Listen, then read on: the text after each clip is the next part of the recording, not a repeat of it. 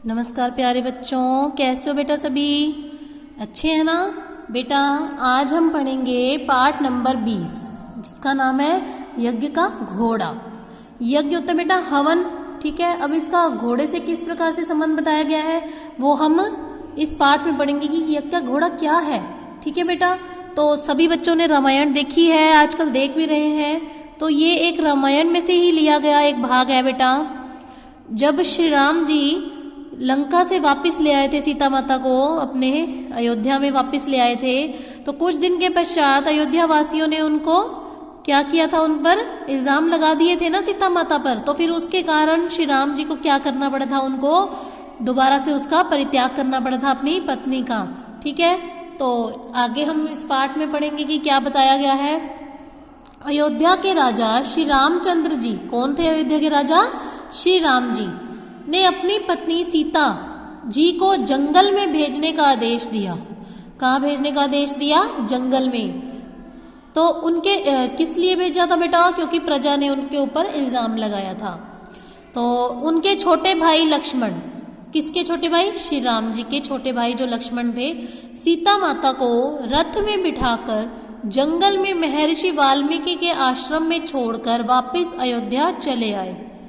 तो क्या किया था बेटा लक्ष्मण जी ने? लक्ष्मण जी ने सीता माता को किसके पास छोड़ाए थे? महर्षि वाल्मीकि के आश्रम में।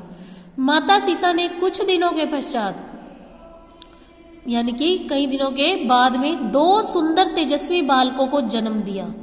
एक का नाम लव तथा दूसरे का नाम कुश रखा गया, क्योंकि जब बेटा वो सीता माता अयोध्या से वापस जंगल में आई थी तब वो क्या थी?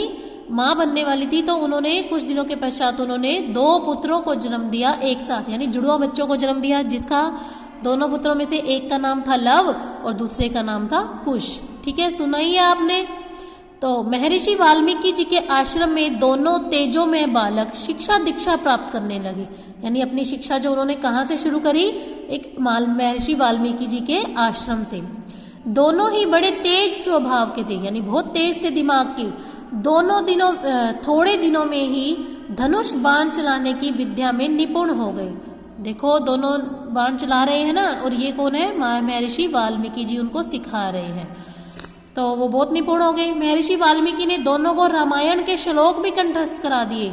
महर्षि वाल्मीकि जी ने क्या किया था? दोनों बच्चों को रामायण, क्योंकि रामायण जो है वो महर्षि वाल्मीकि ने लिखी थी, तो उसके जो श्लोक थे वो उन्होंने इन दोनों बच्चों को भी याद करवा दिए, कंठस्थ यानी याद करवा दिए। श्री रामचंद्र जी अयोध्या के सम्राट थे, यानी अयोध्या के राजा थे। अयोध्या बड़े राज्य का नाम था। अयोध्या क्या था? एक बड़े राज्य का नाम था।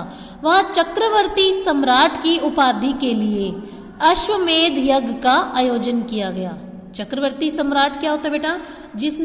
चक्रवर्ती सम्राट वो होता है ऐसा राजा जिसने विजय प्राप्त की हो, जो विश्व विजेता हो, और उसके पास एक दिव्य चक्र होता है। उसका जो बल, पराक्रम, वैभव वो बहुत ही तेज होता है अन्य राजाओं के मुकाबले में, ठीक है बेटा।